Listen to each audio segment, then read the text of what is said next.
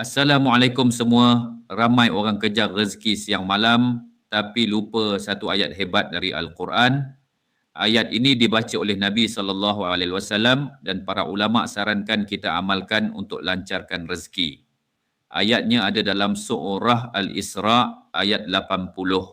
Wa qul rabbi adkhilni mudkhala sidq wa akhrijni mukhraja sidq waj'al li min ladunka sultanan nasira. Maksudnya, wahai Tuhanku, masukkanlah aku dengan kemasukan yang benar dan keluarkanlah aku dengan keluaran yang benar dan berikanlah kepadaku daripada sisimu kekuasaan yang menolong. Bila kita baca doa ni setiap pagi, kita minta Allah mudahkan semua urusan harian, termasuk rezeki, kerja dan cabaran hidup. Jadi jangan lupa, start pagi esok, baca ayat ni. Minta Allah buka jalan rezeki yang berkat dan halal. Jom share dengan kawan-kawan. Semoga semua rezeki kita makin lancar insya-Allah.